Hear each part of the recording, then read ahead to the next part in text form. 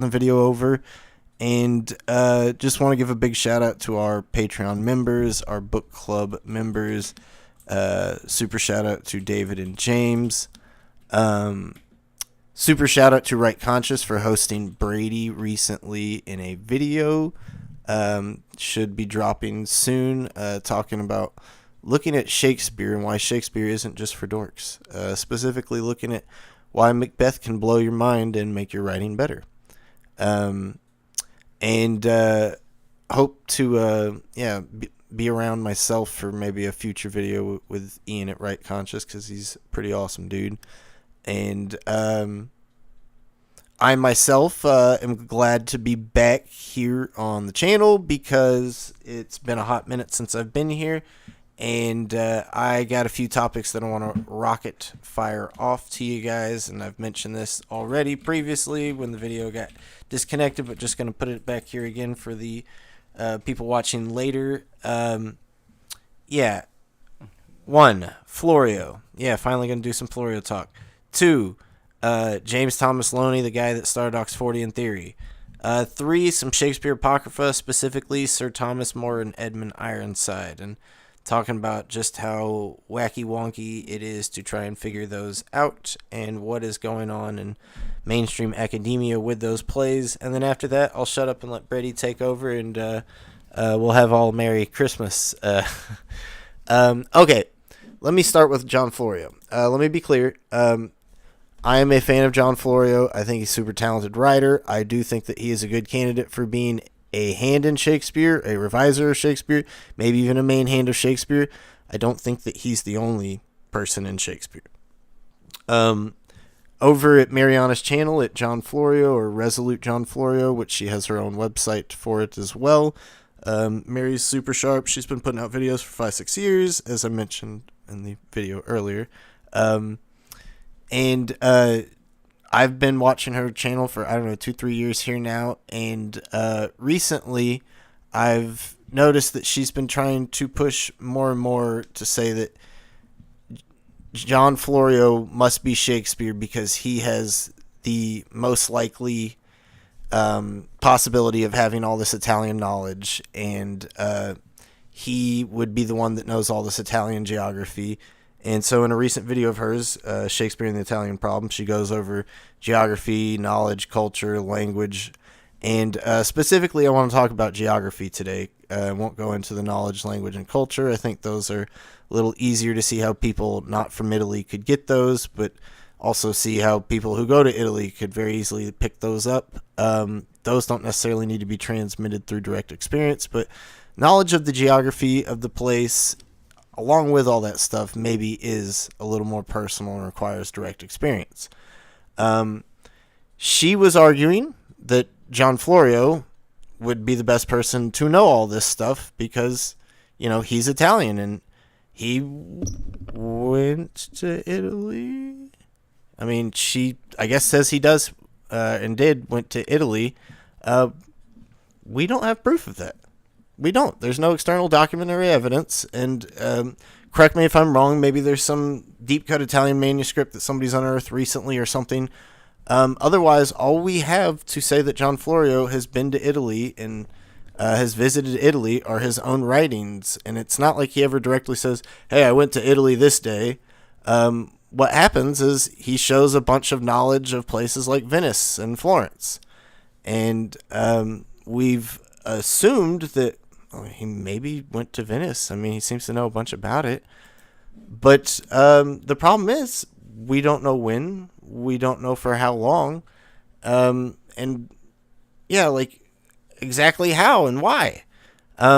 Mariana didn't directly say in the video, and she hasn't directly responded in the comments to it. But I think what I've intimated from her other videos is that she says that John Florio lived near the Italian border in Saglio, Switzerland, and he worked as a dyer in his teenage years, and that maybe on transport visits to Venice, he went along on those transport visits, which is maybe possible, but going to Venice on a few dyer transport visits as a, 13-year-old, I don't know if that's exactly having super profound knowledge, and I don't know if that's going to make you right about it 20 or 30 years later. It's possible. I mean, I visited Disneyland when I was 10. I have a pretty decent memory of it, so maybe that's possible. But so has everybody. You know what I mean? And so at some point, yeah, there are a lot of people that visited Italy, and Edward de Vere's one of them. Philip Sidney's one of them. Francis Bacon, not sure. Don't think Francis Bacon has any direct evidence of gone to Italy himself, but he seems to have knowledge of it as well, so maybe he did go. This is one of those things where we do want external evidence, and we can't really hold on internal evidence alone, because if we did, then we could say William Shakespeare of Stratford went to Italy, right? Because he wrote Merchant of Venice. So we got to be careful with our logic, and I just want to point out that we can go over to Mary's website, and if we go to Mary's website and we read about John Florio's biography, according to her, there's no mention of him going to Italy. You can scroll all the way to the bottom if you want. Talks a lot about his dad in the early years. Talks a lot about him as, in his infant years. After that, we don't have a lot of documentation. It says in 1563, at 11 years old, John Florio went to college and to be formed at Tubingen by Pier Paolo Vergerio, and that was his tutor. And then Pier died in 1566.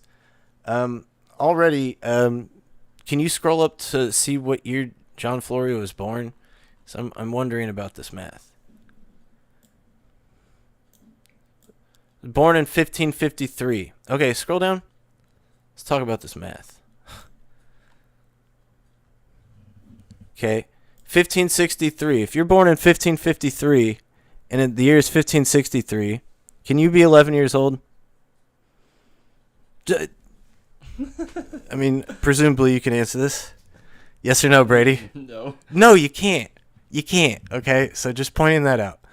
So already the dating's getting a little wonky here. But she points out that John's father, Michelangelo, dies in 1566, as does John's tutor, who also dies in 1566. And then she says, Florio, now an orphan at 14 years old, left Tubingen.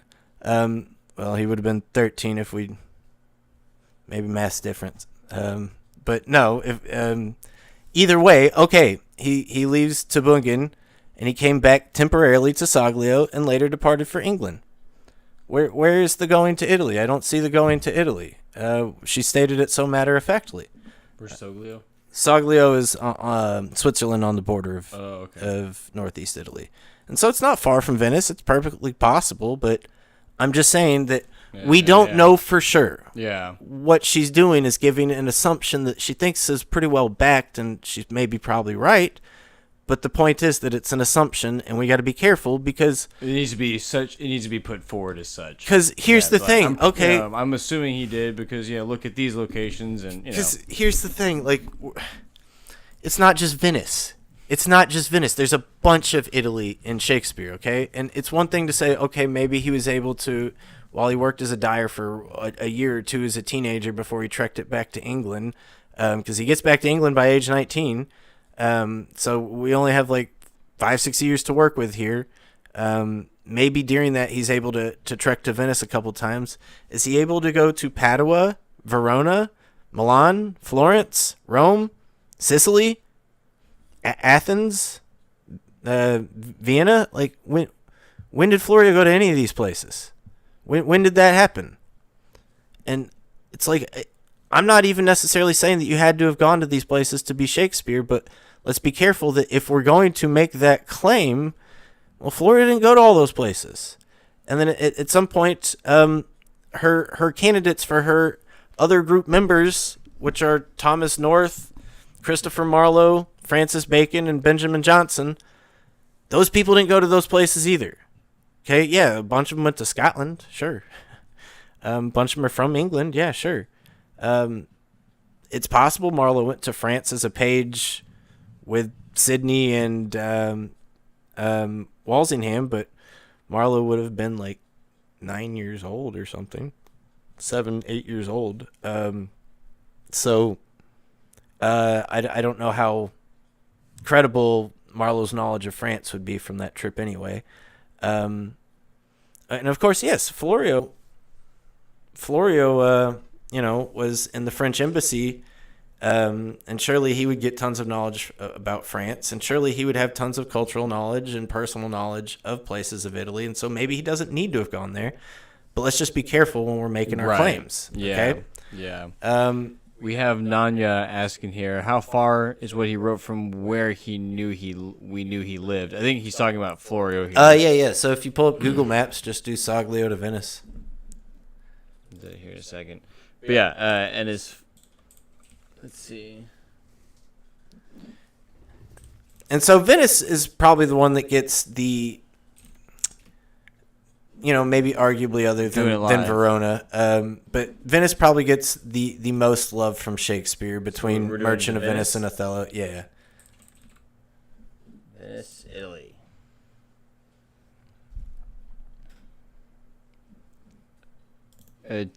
Okay, so if we walked in like modern. How many? We're in kilometers. What's that non? Oh, it only says a 1-day bike ride. What's 415 kilometers in non-gibber speed? What's that in mileage? Going with the British Imperial. Okay, so 258 miles. It's possible. They didn't have cars, they didn't have planes. Well, yeah, imagine back then. This is like through the mountains here. Yeah, so this is like yeah, pre all that sort of stuff. I feel like Yeah, and then maybe instead of Venice, look up Florence. Okay. And his family's supposed to be Florentine, so maybe he need not have gone to Florence. Because here's the other thing that we got to consider about him. Not only is it a matter of logistics, it's a matter of motive.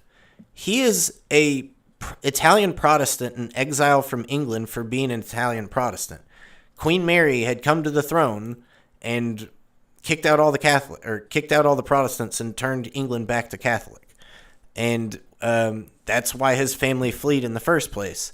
Going to Italy as an Italian Protestant was not always a good idea. You could maybe go to Venice, which was a hotbed for cutting edge avant-garde thought, but going to other places like say Rome or Sicily or Verona, I don't know, it's a little tougher. That said, if you notice, Venice, Padua, Verona, all on the border there. Verona and Padua may be on the way to Venice, so maybe that's where he's getting some of that stuff. Milan's also a northern place. But if we, scroll down, I wonder if our American minds are just so distorted from our perspective and to a European. It's that's super long, but for us, yeah, that gets you to one end of Texas. We're from Texas, so 300 miles, that's I think the next closest city to Houston. I think maybe that's a little farther. But yeah, if you go all the way down to somewhere like Palermo in Sicily, it's not easy to get there, and I'm not sure when or where that would have happened.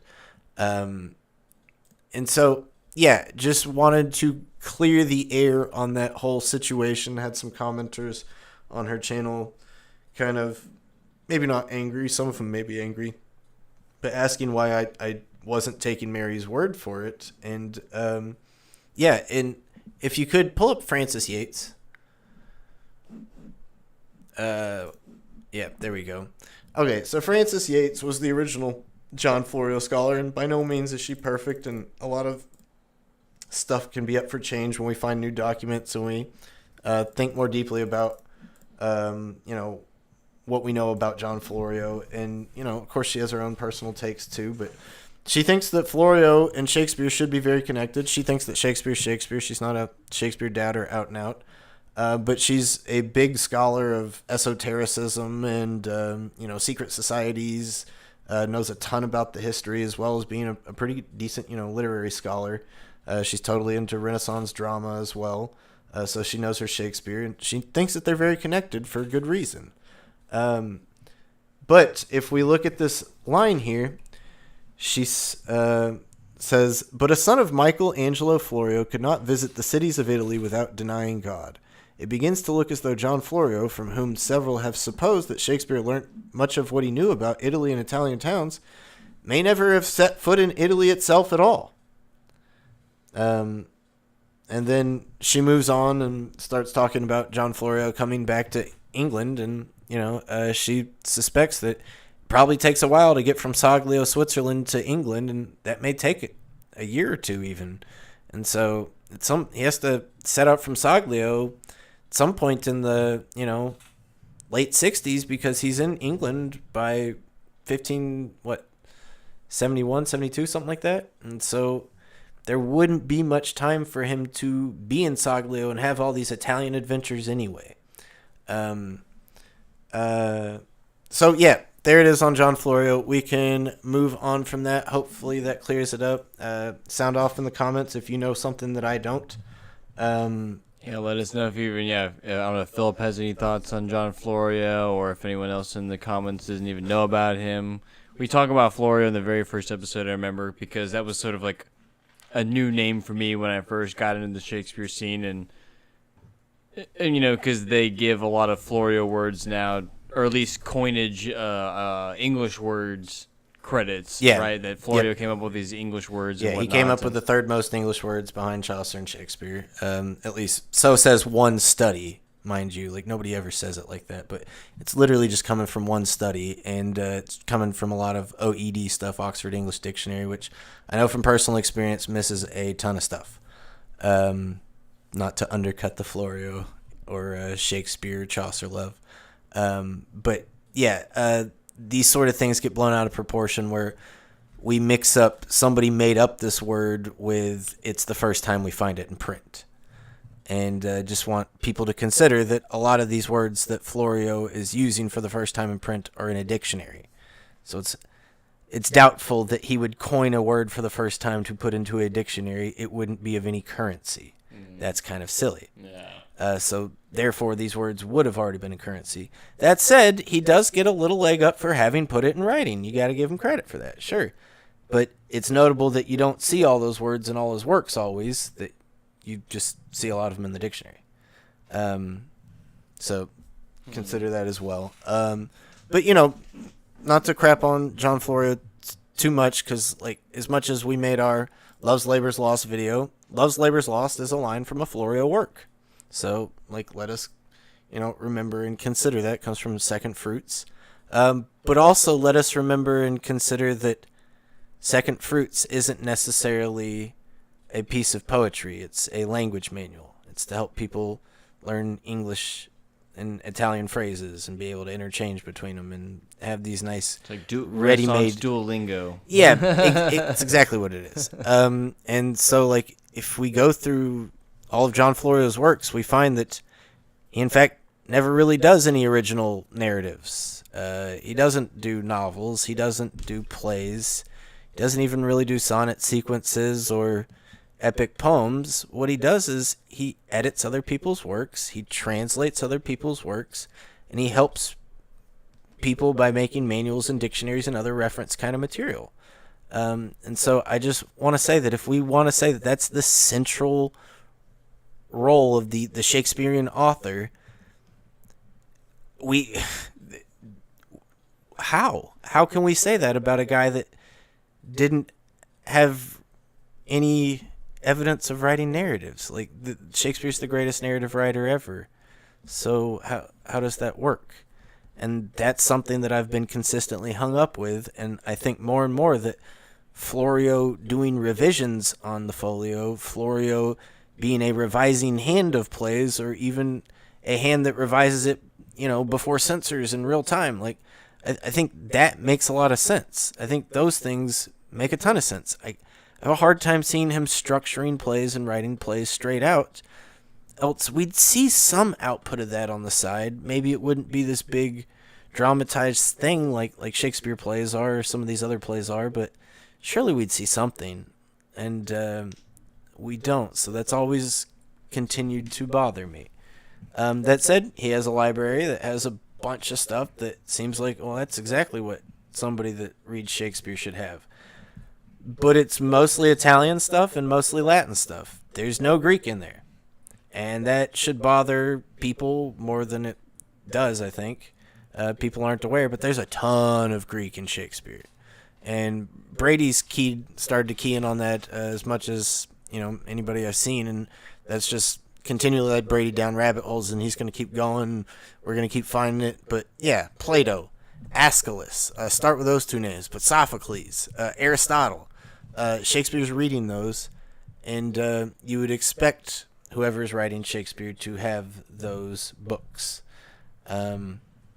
Anybody in... Or their candidate to be fluent in it as well, right? Right. And maybe to be named as like one of the best, workers of the language at the time. I'm just going to say... If they had a compliment like that, I would just be able to logistically easily connect that biography to the writing. That's what I'm going to say, is that, if you wanted a copy of one of those Greek texts, there was only one guy to get that from.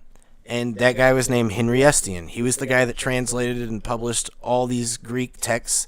He is the guy that translated Plato into English, and his numbering system is still the current numbering system for how you number Plato today. It's called the Estienne numerical system, something like that, or the Stephanic, which is the English version of Estienne. But Henry Estienne is how you'd get a copy of Plato or Aristotle or Aeschylus.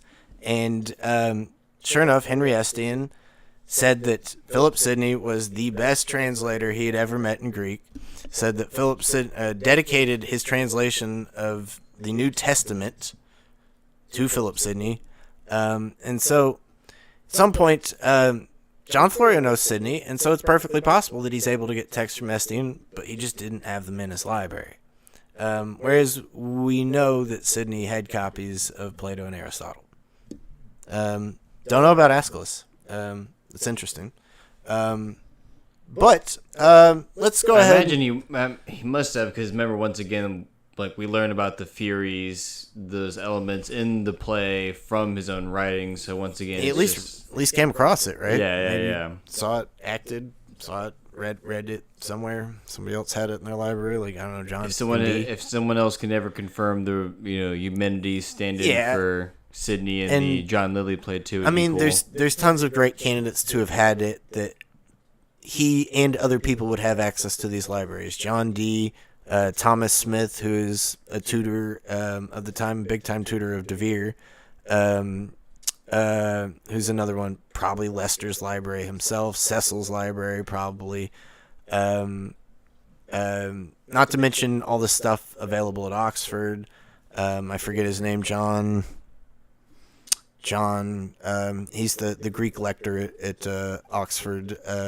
He's the one that maybe is a big influence on Euphuism and the dawn of Euphuism. He'd have probably had access to those as well. So perfectly possible Florio has access to those as well. Just saying, we got to trace it to that, and at some point it's less about having direct connection to Italy, right?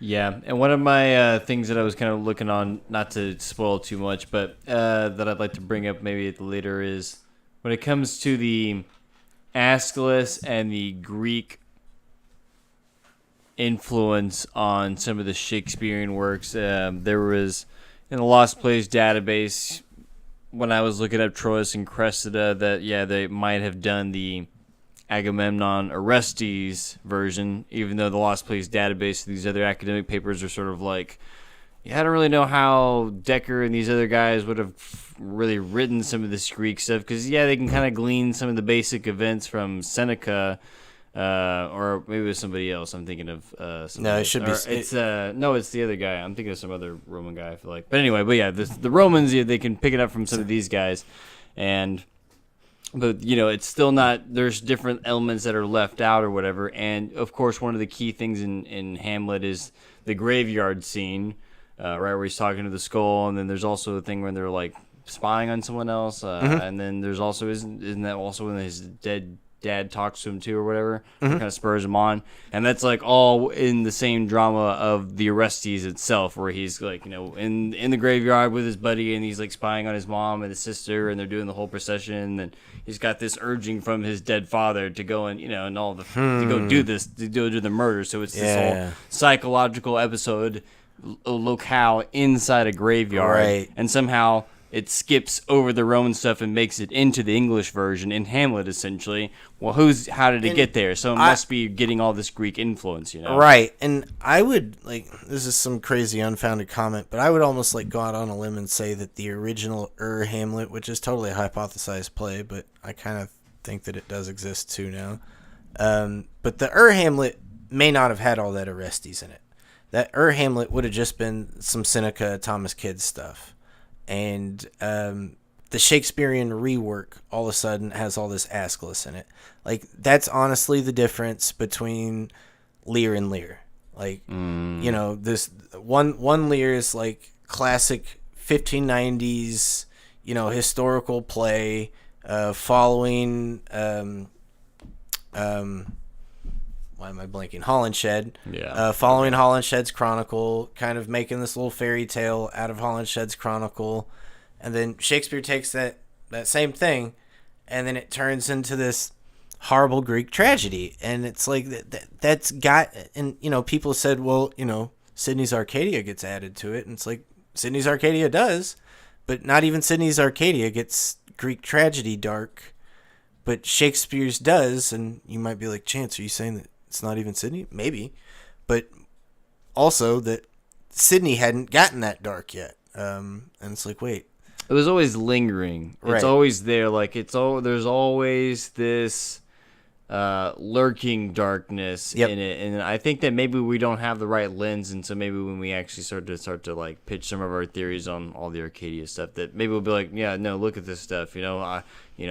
Kingdom Cottage or Grave, right? What does he pick? Sidney picks the He grave. picks the grave. And I just feel like it's such Duncan kind of points out this sort of star going out really quickly, not unlike a rock star, maybe in a kind of sense, if I can picture that sense, some burning too brightly. Yeah. And I feel like it's so much of that same energy, and very Jim Morrison, if I could kind of put it that way, right? This tortured poet. And so, not to talk about more conspiracies about faking deaths, right? But maybe that's sort of apt at our channel. I think it's all there, even if not at this sort of perfectly tragic lead up to his death, but it's also continuing on, if he would have that's the perfect little catalyst to sort of bring about that darkness of the Shakespeare. I don't know, it's there, I think, in all of his writings. It's an interesting thing to consider, and I've always got it on my plate, and it's one of the wackier things, but it's on the plate still, folks, because John D predicted it, and I don't know how else to explain it. That said, let's move on from our Florio Sydney talk, and let's talk about some other wacky stuff. Maybe some Looney Tunes.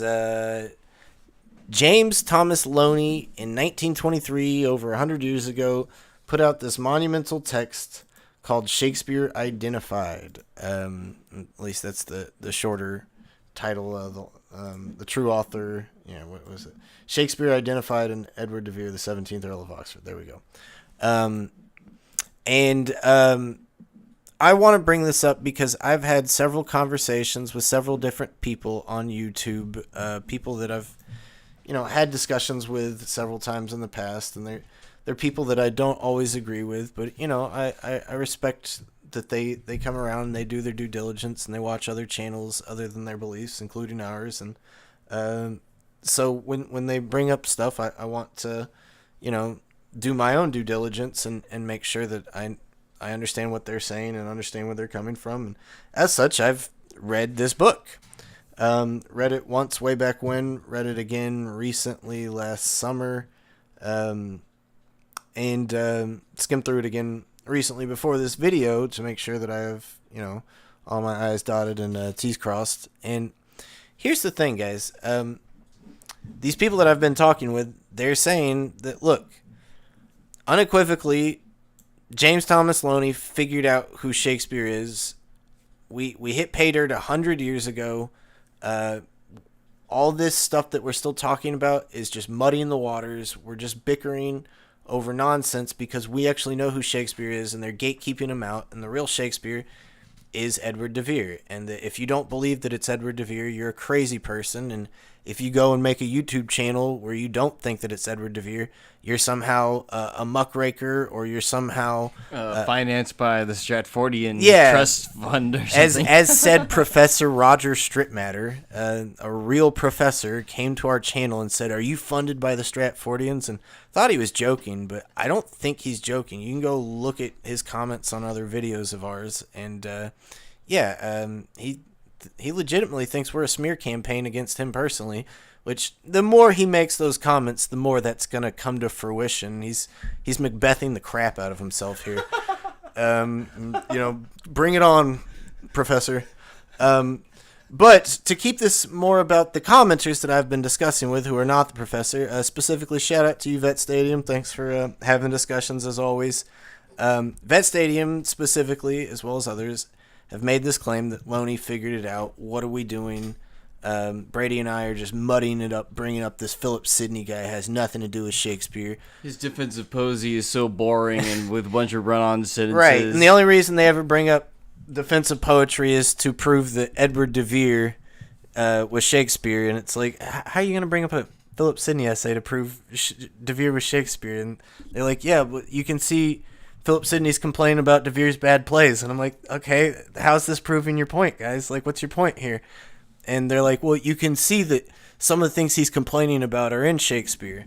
But as Alwyn Thaler has pointed out, Shakespeare's not doing what Sidney's complaining about. Shakespeare is getting around Sidney's complaints. And so what they then say is, well, Edward de Vere wrote a version, and then Sidney put out his stuff, and then de Vere answered it. So he fixed up his famous victories of Henry V and turned it into Shakespeare's Henry V because of Philip Sidney's defensive poetry. And it's like, well, that sounds like a guy that really, really cares about what that other guy's critical viewpoint was. He just took Sidney's secret sauce, and he's the one who cooked it, but he had to use the secret sauce or the secret recipe. It's like, it's just, once again, it's like, y'all got to give some kind of ground here, at least, have to reframe or repitch. And as such, in this post-Alexander Waugh sort of era that we find ourselves in the Shakespeare authorship question, not just Oxfordians in general, but all of us, what is the sort of direction now? Where's the momentum going? What's happening? Well, as you can see, we started this out with Florio because that's where all the action is right now. The Oxfordian action is slowly shifting away, and I don't know if you guys have noticed this, but the Oxfordian channel, their fellowship conference, like 5 of the 6 videos are about Philip Sidney. Like, I'm not making this up, guys. Maybe 5 is an exaggeration, but every one of them connects to Philip Sidney as much as it does Oxford or more. Our boy David Richardson is one of those talks. Yeah. If you want to come hang out with him and learn some stuff, he's got, he's a big Mary Sidney fan and sort of advocate, and he just knows up and down a lot of good data points to connect with whatever candidate that you favor. But definitely a good person too, sort of litmus test for your own ideas, and right. But let's go down to because they just dumped a bunch of new ones, but up to a certain point when they first did the conference. So it's about here's Sidney here. Is that David's? Yeah, that's David's here. And then here's one about the sonnets being about Langit. And so the first one's about Venus Adonis. Second one's about the sonnets. And then we got Penelope Rich being the muse of all the sonnets, which Philip Sidney started that with his sonnet sequence. His is famously about Penelope, so much so that... Or at least so much, everyone assumes that's what it's about anyway, right? So much so that Dickens writes a novel about it. Yeah. His maybe greatest novel. And then we get into the de Vere proper. Even Daniel Cowan's. This one was kind of had some more Sidney too, I thought. But no, the de Vere one with the Art of Memory, that's Daniel Cowan's. Yeah. And it's titled Edward de Vere, and it's about Edward de Vere specifically. But Daniel does give time to talk about Philip Sidney, as well. I'm not even on the thing. Whoops, here we go. Sorry, there we go. Oops, there it is. Here are the videos with Sidney we were talking about with these 3 here. And then we are talking about the Art of Memory here. And so, it's clearly coming up more, and it needs to continue coming up, and it should continue coming up. The thing is, Alexander Waugh himself, I think a lot of his theories open themselves up to Philip Sidney, and he thinks that the Dark Lady's Penelope Rich, and he made a pretty compelling argument, and I thought that he pretty much Fausted Whittemore and Chilton in that debate. Proved to me that, Penelope Rich was the Dark Lady, and that was long before I knew who Philip Sidney was on the rate. Well, I knew who Philip Sidney was, but I didn't know that he was at all related to any of this, and so I was convinced of Penelope. I thought that was one of Waugh's best arguments. But yeah, Philip Sidney's the one that does that.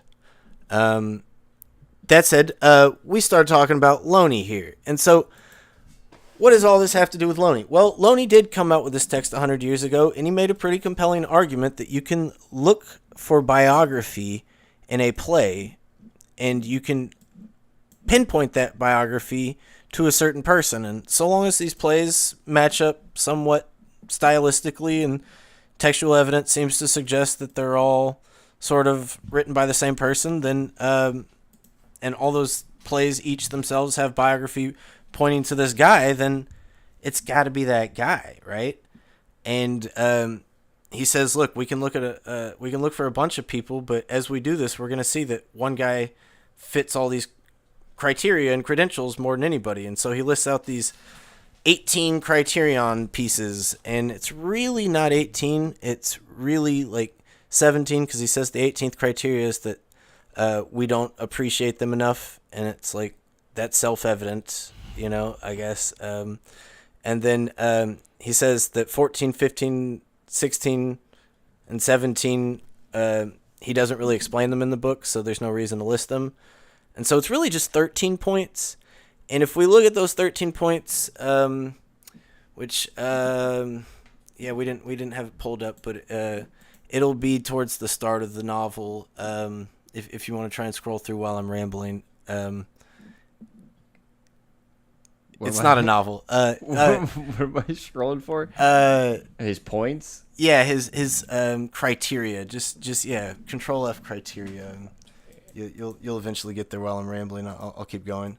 But those 13 criteria, they're somewhat specific, but like they're not at all restrictive in any sort of sense. Like a lot of people fit these credentials, and he says that he can, show that no other person fits other than 3 of these credentials. But I think just a quick glance for some people, like anybody's candidate fits several of these, if not all of these. And it's arguable that any of these criteria are worth a flip anyway, because at some point they're an interpretive thing that requires you to agree with Looney's interpretation of what Shakespeare is. And so I'm not entirely sure that. Yeah, here we go. No, never mind.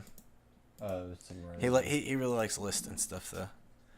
Hey, he would be good. He'd be a good YouTuber. Yeah, that's true. And I make fun of Looney, but a lot of this text is really fun to read. That said, I like a lot of these, late 1800s, early 1900s Shakespeare texts, especially from these amateur scholars, because I don't know, there's just something. Okay. Is that them? Oh no. I thought I just had it. No, you have to keep going. No, those aren't it. It looks like that though. I thought I was just on it, then I actually clicked back. No, those looked like it, but they're not. Yeah, you keep going. You're almost there. It just said he must be of a scholarly, gentlemanly. Yeah, that's what it was. This one. This is what I was just on. Those are general features. A man of recognized genius. Okay.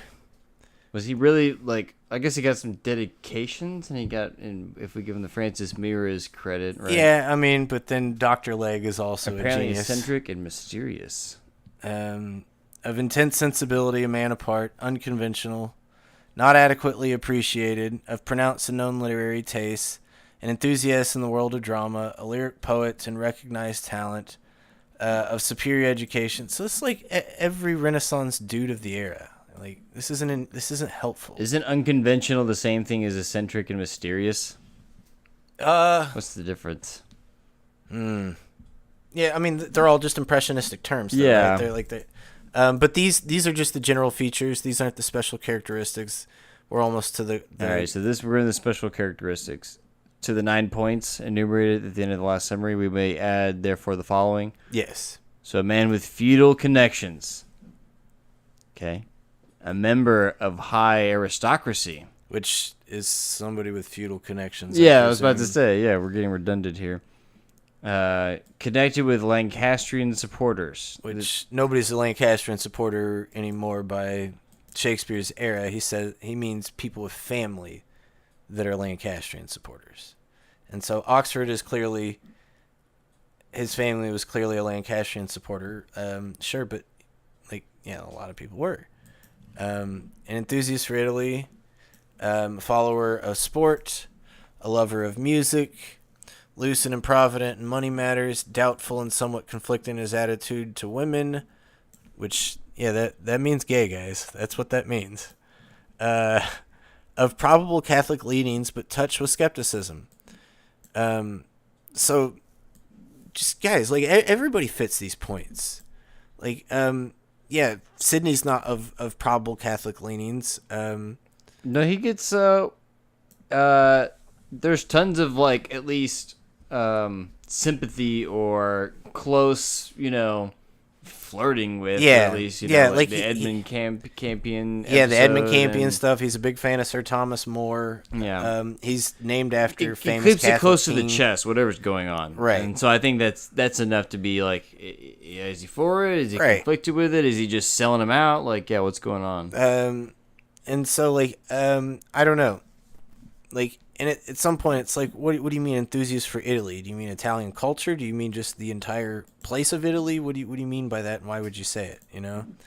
And so his points aren't exactly super, scientific really. It's if anything, someone should have gone through and yeah, dude, the first two, I don't know what the difference is between feudal connections and high aristocracy. Should have been has feudal connections possibly of high aristocracy? Just comma, continue that point. Right. And so click the page over. Is that it? That was it. Okay. And so already it's Looney's kind of on sketchy ground. Do we want to found our whole theory of Shakespeare based on that stuff alone? But if we skip through and actually skip to the end, which people never read. This is the appendix, guys. I don't know how many of y'all ever go and touch the appendix, because this was a weird, wacky one. If we scroll, so that's appendix 2. If we scroll to the start, we're at this section now, or the Tempest section. This is where we left. This is right before I. Go to the start of the Tempest section, I guess, or if we want to start there, that's fine. Which, he has a lot to say about the Tempest, guys. What does he have to say about the Tempest? Well, so what people don't talk about when they talk about Oxfordian theory is that Looney says that the Tempest is not by Shakespeare. Okay? So let's get this clear. Looney says that Pericles is by Shakespeare, but that the Tempest isn't. Okay, just let that settle in. So anybody that wants to say that Looney had it figured out 100 years ago, they need to be out saying that Tempest needs to get removed from Shakespeare's canon. Anybody that's out there saying Looney had it figured out 100 years ago needs to say that Pericles should be put into Shakespeare's canon.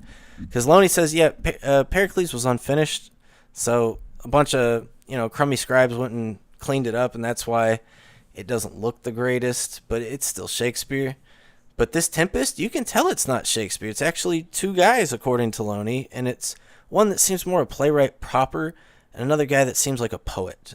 And they're putting this play together, and they're seemingly trying to do a Shakespeare thing, and they're trying to copy Shakespeare, according to Looney, but he does all this internal evidence that he says proves that the Tempest just can't be by Shakespeare. And in other cases where he said there's unfinished stuff, and these crummy scribes wouldn't have finished it, but clearly it was originally a Shakespeare. Or some of them where he says Shakespeare had an original and worked it over, which when we say Shakespeare, we mean Edward de Vere. He says that Edward de Vere had nothing to do with Tempest. It's not like an early draft that Edward de Vere wrote, and then later on some people finished up says nothing, unequivocally. And, well, so, like, doesn't that undercut the whole thing, right? Like, can we toss this out now? Like, because I don't think too many Oxfordians believe that. Yeah. I don't think too many Oxfordians are out there saying The Tempest is not by Shakespeare.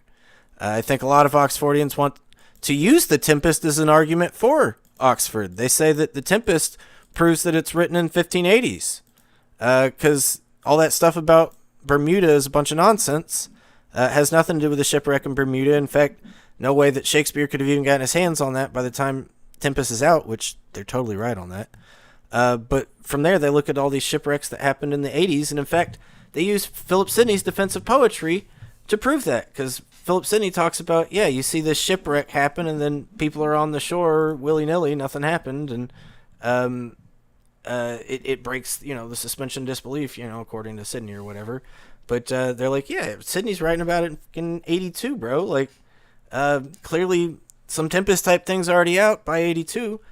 But yet, the guy that gave them their author says that, well, guys, quit trying to put Tempest in 82. It's not by Shakespeare. Did they know that? Did anybody not read to the appendix? Is there something I'm missing? Let me know.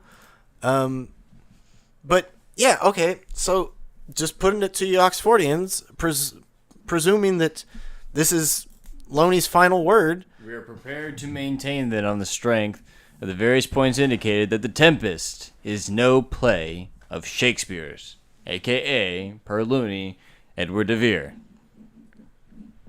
And he, in fact, says that the fact that Tempest is not by Shakespeare is proof that de Vere is more Shakespeare. Which, questionable logic. But his point stands that he thinks that...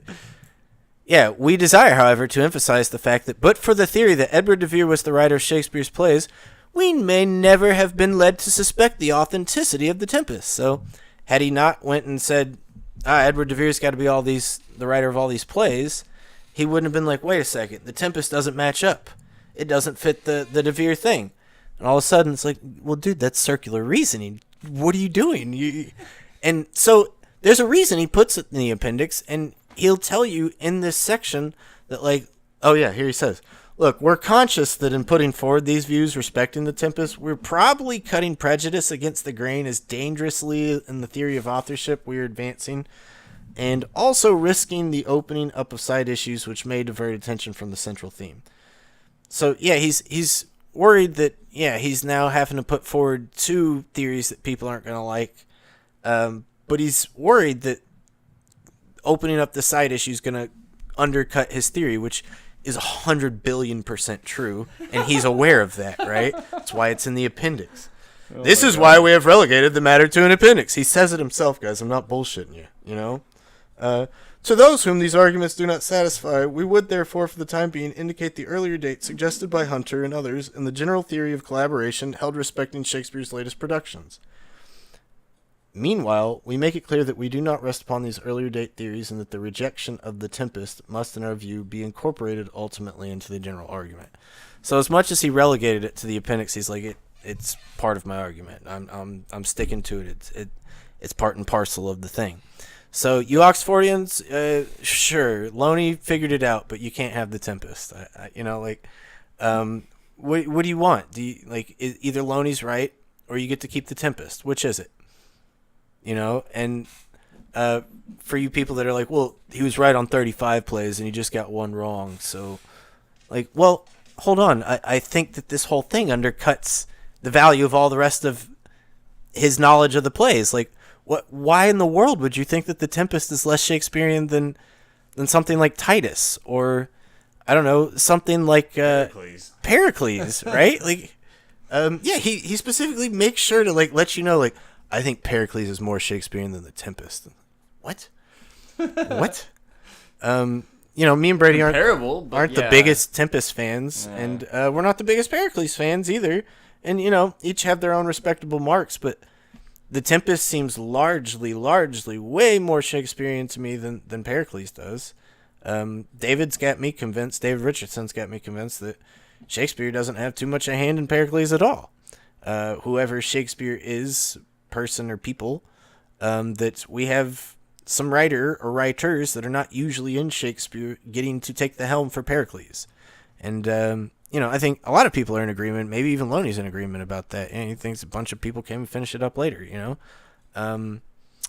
But somehow for him, that's still more Shakespearean than The Tempest. Baconians are like, they got to be coming at this like with super mixed feelings because on the one hand, like, Tempest is the most Shakespearean play to a lot of Baconians. Like that's the Shakespearean play. Brave New World, right? But at the same time, they're like, yeah, you can't have that one, DeVere. I'll take that one. But at some point, it's like, guys, this is group theory. This is group theory. We can quibble about who's the major hand and who's not, but this is a group theory. And so, like, and I'm not saying Baconians are saying that Oxford wrote 35 and Bacon only wrote 1, but I'm just saying that even Looney here is requiring a group theory. He wants to just extract Tempest from the canon so we don't have to have a group theory. But even Pericles, right? And at some point, it seems a little arbitrary why you would pick Pericles. Pericles isn't in the folio. Tempest is in the folio. It's the first fucking play in the folio. What do you, like... Yeah, what's his argument? I thought we put that one in there first, so hopefully y'all would just be like, just kind of forget that was in the beginning. And right. Be like, oh, yeah, there's all these other plays after. And so at some point, like, if we're willing to put in a non-folio play, why didn't he check their other Apocrypha? Go and check all these disputed plays of Shakespeare. There's like a good, 15, 30 of them. Like, how much different would our culture be if, they took out the Tempest and instead we did have the birth of Merlin? How much would our culture have changed? Disney would be way gnarlier. Yeah, yeah. Disney would look like Magic the Gathering. Oh, that's precious. Yeah, that's think amazing. about that. Clip that and put that on your D&D channel, baby. Big miss. Yeah. But, Instead, everyone thinks, he definitely did Pericles instead of right. Birth of Merlin. and like, yeah, it's like, guys, come on, like, but that may be a nice segue into the Apocrypha conversation that I want to have, and this could sprawl because there's dozens of plays in the Apocrypha, and at some point, the Apocrypha conversation somehow not even limited to the Apocrypha, and for those who are not in the know, the Apocrypha are plays that are at one time thought to be by Shakespeare. So a lot of them were printed as Shakespeare. A lot of them are printed anonymously, and then people, when they try to attribute them, are like, dude, looks like Shakespeare. Put it on the pile. And a lot of these plays have kind of sat on the pile because we didn't figure out who wrote them. Some of these plays have been attributed, and so we can, don't worry about the Puritan or Yorkshire tragedy. That's Middleton. We know that's Middleton. People have all this, argument and evidence and essays about it, and it looks pretty good. Then there's other ones that are a little shakier, like Arden of Faversham, where people are like, I think Shakespeare did write it. And they're like, I think he didn't write it. I think Thomas Kidd wrote it. And then some random person's like, Thomas Watson. And they're like, who said that? Like, who's that guy? That said, like, it's not limited to that. There's plays like Edmund Ironside, which I don't have a hard copy here. It's still coming in the mail. And I'll go into detail a little more on Edmund Ironside in a second because I find it exceptionally interesting. Not even the play itself, but the surrounding context of the play. The play itself's aight. And then, going to talk big time about Sir Thomas More. Let's go ahead and just start talking about Sir Thomas More. Sir Thomas More was sort of being found and being studied for the first time around when Looney's, it happens before Looney, but it's also cutting edge that, like, while Looney's writing, this is still kind of new cutting edge stuff. And what happens is this manuscript, as you see before you on this wiki page, was found, and it had, pretty much a complete play in it, but it's not some nice fair copy, which is, the copy that should be presented to the publishers for printing, because it's got marks all over it. It's got extra pages like inserted that are clearly written by different handwritings, and there's several different handwritings, and people have been trying to figure out ever since these were brought up in the early 1900s, like, whoa, who the heck wrote this stuff? And they've come down to a lot of conclusions that the guy that penned the main portion of the play is Anthony Munday, and that's most of the play. But then there are these other editions which they just label A, B, C, D, and E. And that A is probably Henry Chettle, who's Henslow playwright. We've talked about him a lot on here.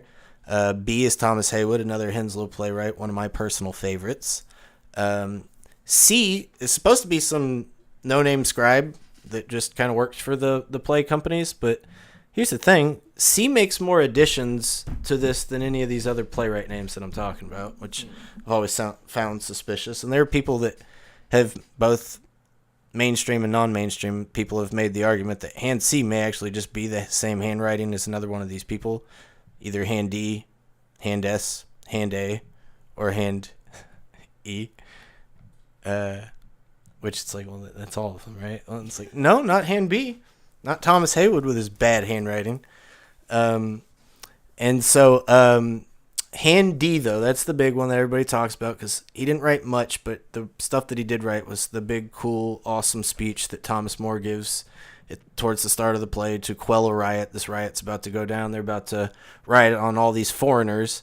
And, Thomas More's like, no, don't do it. And he gives this big speech, and we have a video on it. You can go check out our Thomas More hand D conversation, although some of my thoughts on that has changed since then, so grain of salt.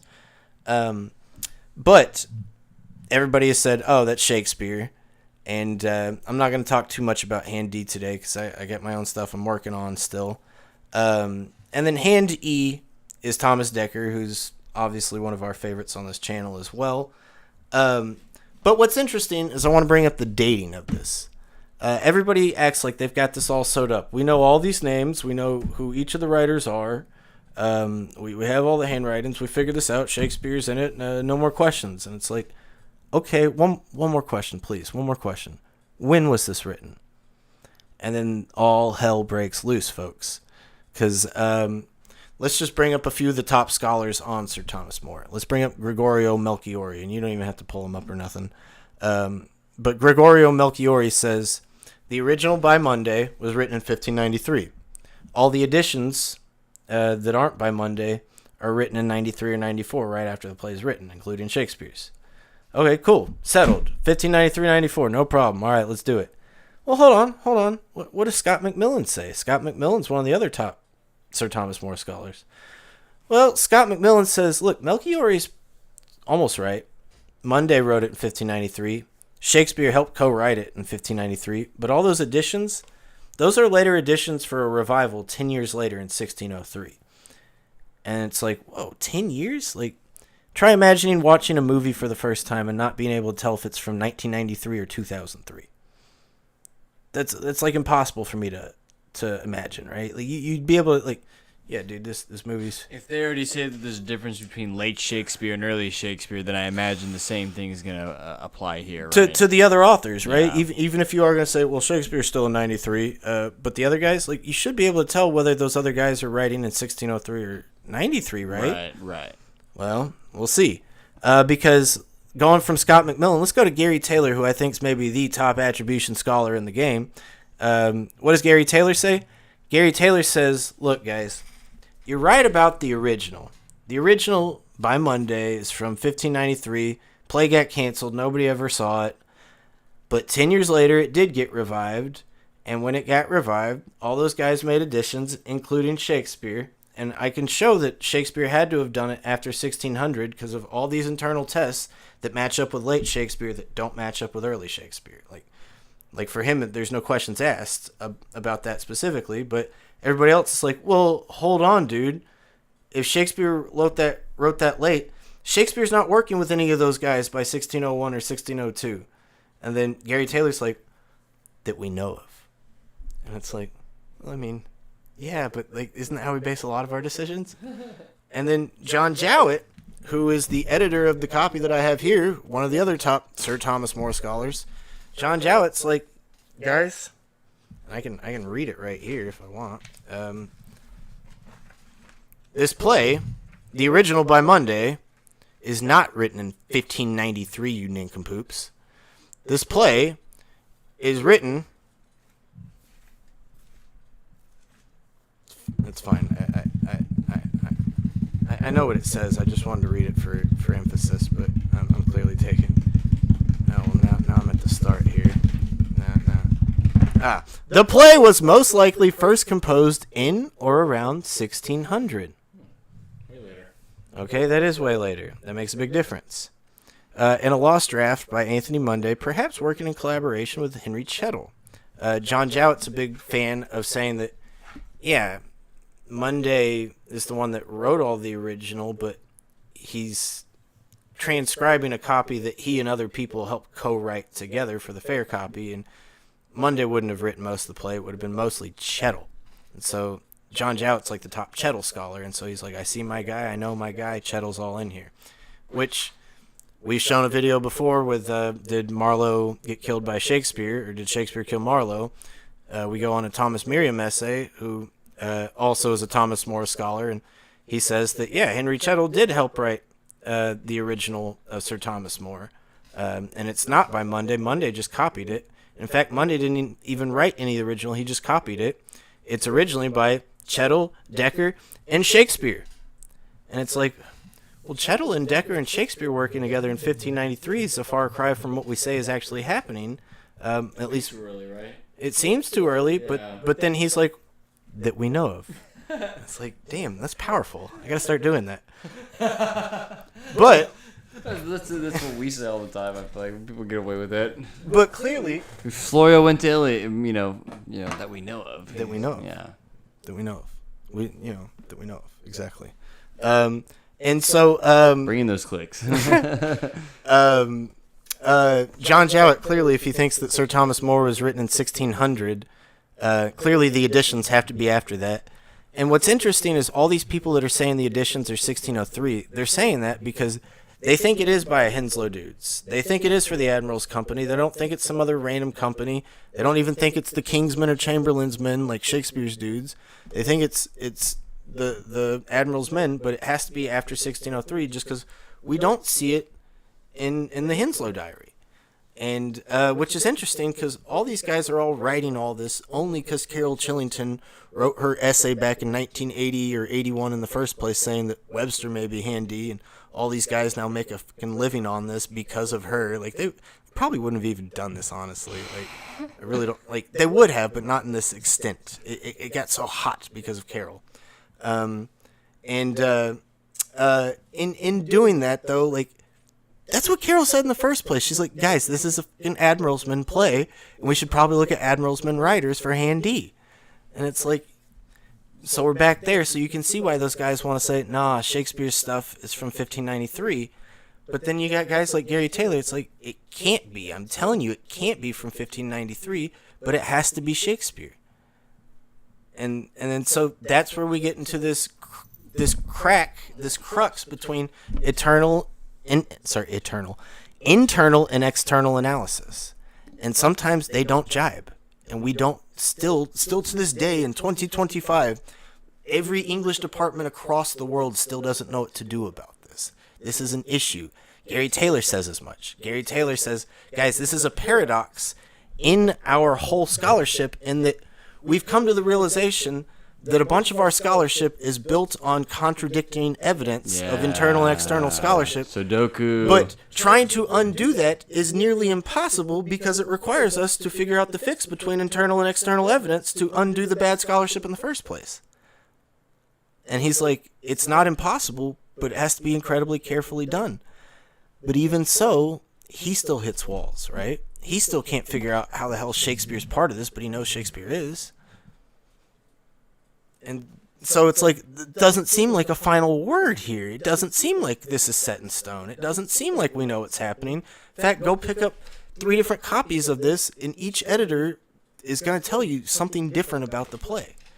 We're just like giving grad students ideas here, you know? It's like, please, this is easy pickings, you know? Yes. And so, how many handy scholars are there? Like, you rattled off like 4 or 5 there already. Oh, I could rattle off several more. Harold G. Metz, Vittorio Gabrielli. I was just kidding, Chance. Okay. Okay, but I don't know if this guy counts as a handy scholar, but there's a guy named Eric Sams. He's an amateur scholar, but he was a big-time amateur scholar, and he's almost like one of us fringe Shakespeare doubters, but he's not. He's still a Stratfordian, but he was a super unconventional Stratfordian. He was around in the 80s and 90s, and I think he died in the 2000s. But Eric Sams was this big fan of saying that Shakespeare started way earlier than we say. And that Shakespeare's already in London by the 80s and already writing plays by the 80s, which almost nobody says that. It would be hard to pinpoint and figure out how that works or how that happens. But he's like damn sure of it, because for him it's a stylistic thing. Like, you can almost feel Shakespeare coming out of Marlowe's 80s stuff into the 90s. And he doesn't really pull back dating all that much, but what he does is he finds a few apocryphal plays that could be maybe early Shakespeare, and then he dates those to the 80s, and he says, these are Shakespeare juvenilia in a sense. And so he's the only guy that's ever really written not the only guy, he's one of very few people that's written a big thing on Edmund Ironside, which I only have my printed copy here, and it's all gnarled and mangled. But I've got his copy of Edmund Ironside coming in, and he edited a copy of that, and yeah, it's super gnarly.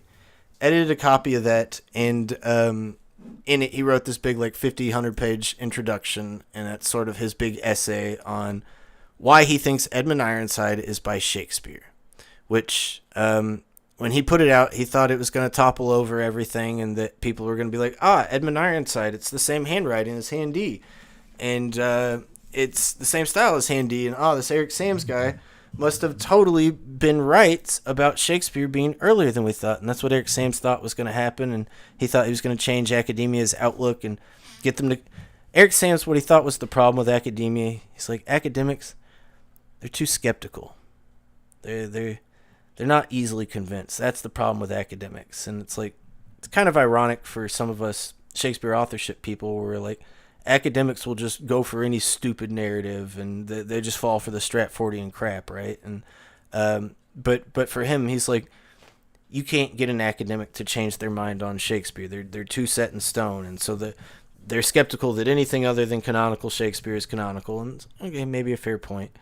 But yeah, the idea that academia is too skeptical and isn't like, no, if that was a problem, it's not anymore, Eric Sams. Everybody will say whatever they want now, and they'll make their claim like they've got it all answered. See these Handy people. But Edmund Ironside, the few people that have looked at it have said either they can't figure out who wrote it, or they said that Shakespeare wrote it. He was the most recent to do it back in 85 or something. And he says that Shakespeare wrote it back in 1588. And that said, other people have kind of glanced at this play and kind of, not done a full study like he did. But, when they've talked about it, they've been like, maybe as early as 1590, as late as 1600, 1603, something like that. But it's not going to be any earlier or any later. And so he's taking it out of that earliest date, and he's trying to push it even earlier. And he uses a lot of stylistic arguments to say it's Shakespeare. It's mostly parallel passage stuff, which doesn't really hold up to scrutiny, especially if you do negative checks. But Eric Sams, in the introduction, says, guys, people keep telling me that I need to do negative checks, and I keep telling them, you're so wrong. I don't need to do any negative checks, because if they match up this good, it's right. And that is not very good or scientific or smart or intelligent. It's an incredibly stupid thing to say. And, as such, Eric Sams was laughed out of town, and nobody in their right mind thinks that this is by Shakespeare.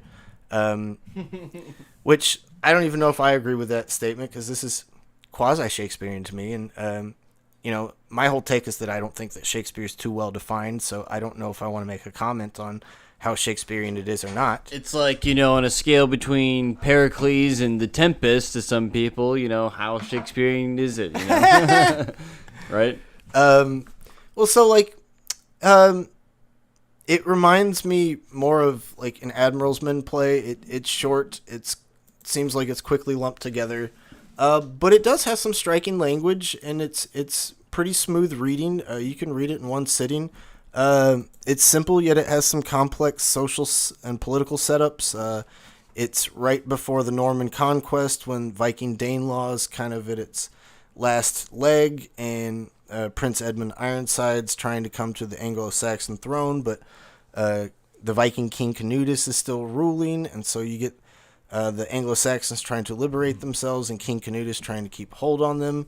But Canutus isn't really even the bad guy, which is what I found interesting. But enough of that summary. Go check out the play yourself. It's only like 5,500 words, which is like a sixth of like Hamlet. So it's super short. It's so short. Like a short story. Right. Like it's so short that people are like questioning like, why is it so short? Is this a bootleg? It seems too well written to be a bootleg. Is this just like it's like cut off, or they say like missing some acts or something? It could be that's the case, although it seems like it holds pretty good. Some people have maybe suggested that it was being streamlined for printing or shorter performance, that like maybe it was going to be done like a mask or something, but we have it in manuscript. We don't have it in print, so how do you know, And then some people have said maybe this is a prequel to a play that we find in Henslow's diary called Harthacanute, which is the son of Canutus, because this play ends on like an abrupt, like, spoiler alert, the ending is that Canutus and Ironside are sword fighting. Ironside makes Canutus yield. Canutus could like try and run away, or Canutus could, say, screw it, slay me, or Canutus could try and make some sneaky last move, but Canutus is like, I give in, I kowtow, you're the man, Ironside, and Ironside's, because you said that, I'm going to keep you alive. But the real bad guy was this guy trying to ploy the two kingdoms against each other the whole time. And when that happens, he's like, you dastard fools, I'll get my revenge yet. And then the play just kind of ends, and it's like, well, that's clearly setting up for a second play where the guy gets his revenge, and perhaps that's the Harthacanute play where Harthacanute gets poisoned, right? And so it could be such that the prequel and sequel were condensed into one play, and we only have a copy of the prequel of that condensed part. Even so, like, this still would be short, though. Like, if the other part is the same size, it's still only 10,000 words, which your shorter plays are like 15,000. So maybe the second part was longer. Who knows? That said, Eric Sams makes this big deal that Ironside and Sir Thomas More are written by the same people, which I do think that there's parts of the Anthony Munday section that read a whole lot like Ironside. I don't see the hand D stuff. I really don't. And all his parallel passages, like I said, don't hold up to scrutiny.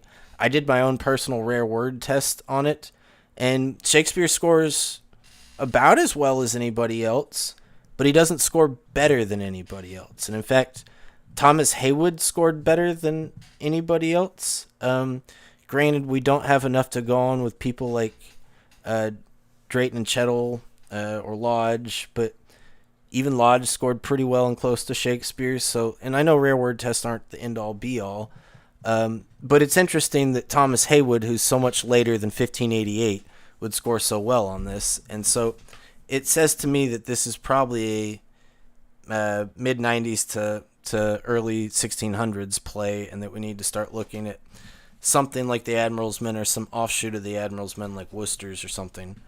But I want to take another pot shot at the Oxfordians while I still got you on the air. Ramon Jimenez, who's a big-time Oxfordian scholar, and he's a big-time guy about arguing about dating, and he's one of the big proponents of pulling back Shakespeare dating back to the 80s to, get De Vere more in the picture kind of thing. And he absolutely loves Eric Sams. He's like, yeah, Eric Sams, he's like an Oxfordian in sheep's clothing or something. Oxford. Right. Because he's pulling back the dates. He's saying that this is early Shakespeare, and so Jimenez takes that and runs with it, and he's like, yes, this is one of De Vere's earliest plays. But here's my problem, guys. Just simple internal tests. The word whenas, which is a weird word, or if you want to split it into two words and count it as a phrase, either way, count it all. You go look at Shakespeare. It's used 11 times in all of Shakespeare's works. All 36 plays, sonnets, 154 plus sonnets, Venus and Adonis, Rape of Lucrece, even the wacky stuff like funeralogy and that, Phoenix and Turtle, 11 times. Never uses it more than once in a play. It's in this play that's only 5,000 words 11 times. Okay? That's weird. Not many authors even really do that. There's only a handful of authors that do that, and Shakespeare is not one of them.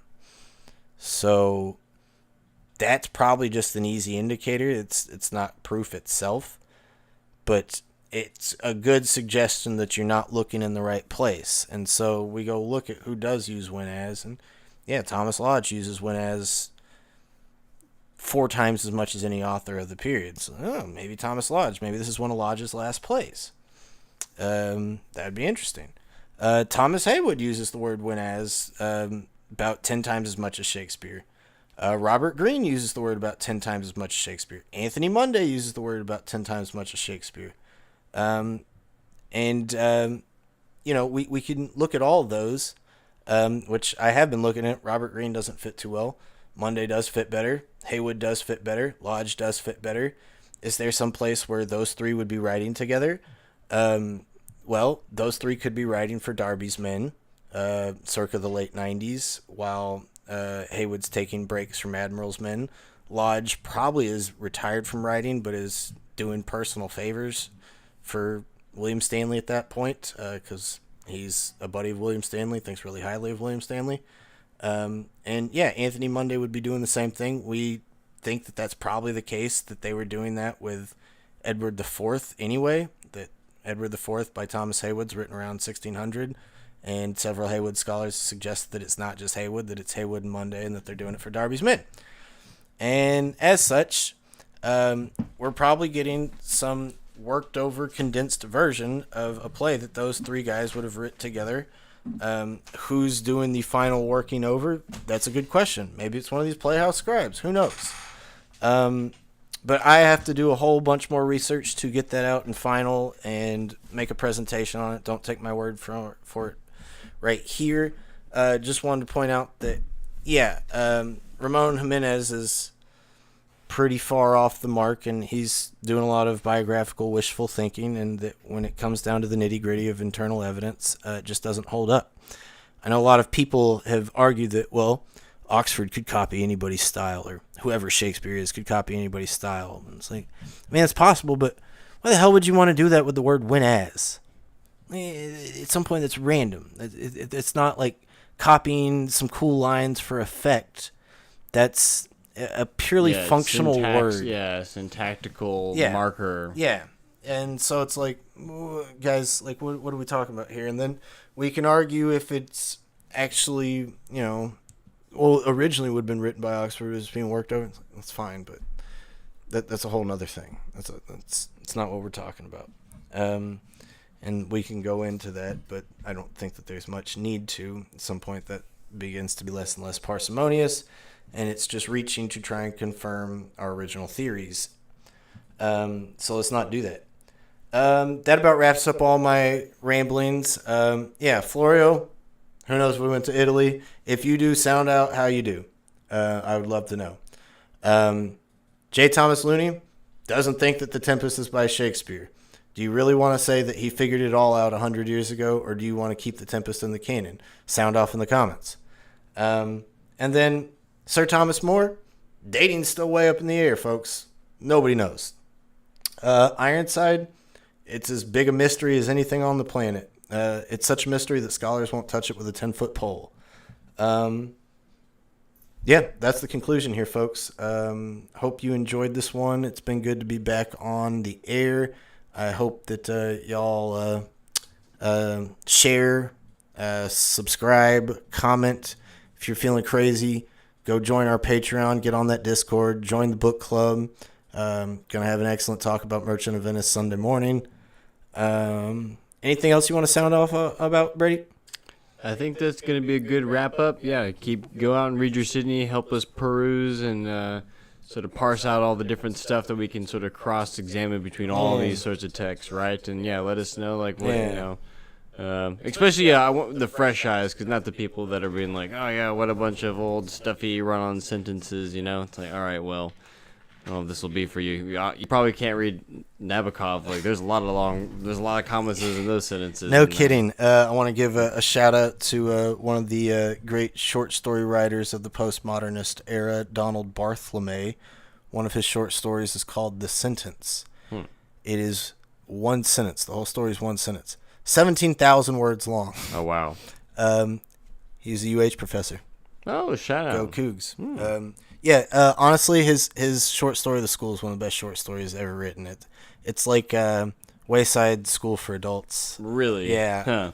And, there's... It's hilarious. I've since found several other kind of big-time, more modern writers.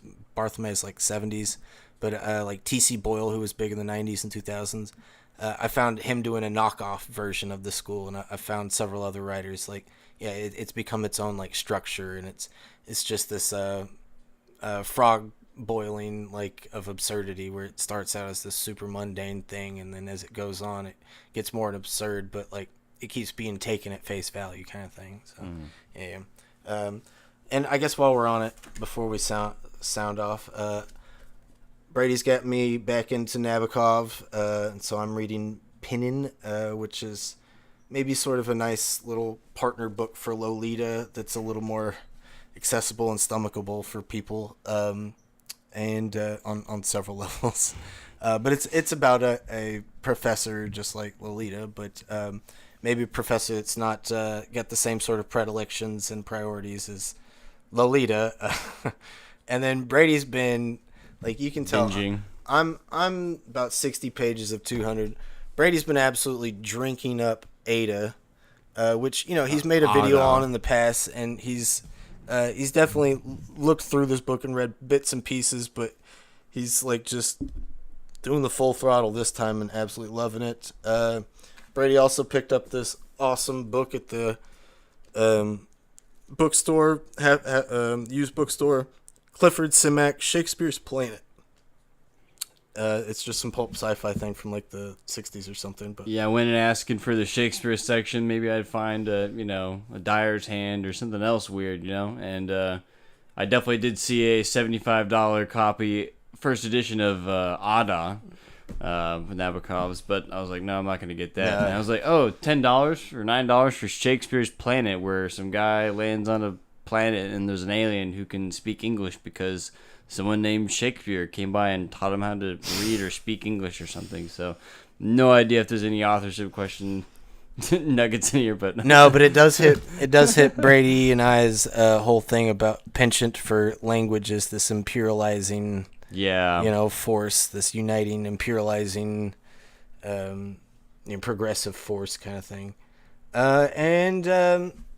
it's a book that I've shown a million times. My Disputed Plays of Shakespeare, which has all the Apocrypha, but as well as Sir Thomas More and Ironside. I'm neck deep in Sir John Oldcastle, which it really is not that bad of a play. I really kind of like Sir John Oldcastle, which is kind of the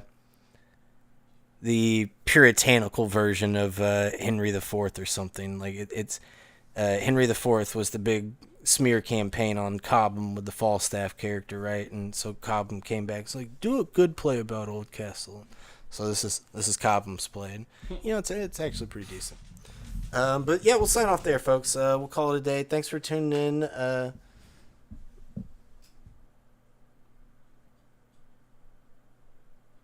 Interesting. Sorry, Mark, just saw your comment. Yeah, canal network in Italy. It was fundamental to the economic development that in turn led to the subsequent intellectual development. By mid-16th, it ran from Genoa to Venice. Just go south. So yeah, you could ride the canals down. That's interesting. Still don't know how long that would take, though, right? They don't have motorized boats. I don't know if that would be sailboats or paddle boats. I wouldn't know. No, it's like these little long. Yeah, the gondolas. But I don't know if the gondolas would run all. I don't know if that's just intercity transport or if that's how stuff would have. Yeah, that's an interesting question. Do you guys have beards? When did that happen? It's been a hot minute since I've been on air, right? Yeah, I guess so. Yeah. I'm going for the Socratic kind of early Greek look. Brady got me in this whole Greek kick, and I'm just totally going full Greek philosopher now. And/or Civil War soldier. Yeah. Very Ulysses Grant right now. But Odysseus Grant. Yeah, there you go. Okay, folks, that's about it. Sorry for missing the comments. Glad we got back to it. Yeah, totally changed the white. This is like some of my old students from Jones Futures, which I don't teach there anymore. They saw me somewhat recently, and they're like, "You look like Santa Claus." Oh, Jesus, that's bad. And it's funny because I'll show them, my new students, some of the thumbnails of our videos from time to time. And they're like, "Did you do that like 10 years ago?" I know. I feel like I was even looking at things from like a year ago, and it's like, man. Nope. That was last week, guys. Yeah. I don't know what the heck the deal is. Yep. Camera's nice to me, I guess. I don't know. Nicer than regular life. But thanks, guys. Check out all the links. Yeah, come back on the next video.